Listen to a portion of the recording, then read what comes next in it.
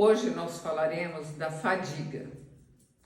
Quando nós falamos em fadiga, nós lembramos de uma pessoa cansada, prostrada, que vive encostada, sentada ou deitada. Será que isso é normal? Será que a pessoa faz isso porque ela quer? Essas características estão relacionadas com outras manifestações. A pessoa que tem fadiga, ela tem também outros sinais.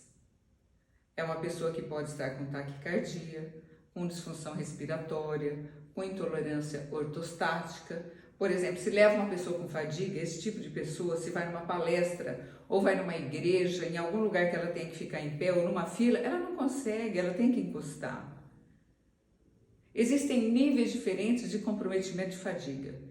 Existem pessoas que têm fadiga de forma moderada, mas existe uma parcela que tem uma fadiga que é incapacitante, que leva a pessoa quase à deficiência ou até à deficiência, porque ela fica inadequada para as exigências do dia a dia. Se nós pensarmos numa criança com fadiga, é uma criança que nas recreações ela é excluída, no esporte ela é excluída ou ela até se exclui porque ela percebe que ela é diferente. Na vida profissional, na vida ocupacional, às vezes faz uma escolha inadequada da profissão, ela não dá conta. Essas pessoas têm uma deficiência na composição dos tecidos. Ela nasceu com os tecidos mais fracos. Esses tecidos, eles não têm condição de responder às demandas diárias. E isso vai ser sempre assim, porque é um defeito genético. Nós estamos falando aqui da fadiga, que é uma deficiência na composição do tecido.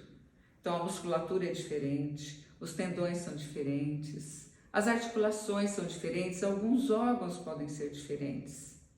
Essa pessoa nasceu com fadiga. Se você observar, desde bebê, a mãe já falava: doutor, meu filho é tão quietinho, meu bebê não chora, ele é muito bonzinho. Os nenês não são bonzinhos. Na escola, a professora fala: ele está sempre quieto, ele debruça na carteira, ele não dá conta de brincar. Ele é diferente. Os pais começam a ter preconceito do próprio filho porque eles não reconhecem o filho como um problema. Eles acham que o filho é preguiçoso. Os amiguinhos falam que o filho é preguiçoso. Os colegas de trabalho falam que ele é preguiçoso. E ele atravessa a vida na exclusão social. E essas pessoas vão se tornando diferentes. E por que elas ficam diferentes? Porque elas são diferentes. Elas não nasceram para produzir como as outras pessoas. Elas precisam ser adequadas ao longo da vida às práticas que elas fazem. Elas sofrem bullying desde criança.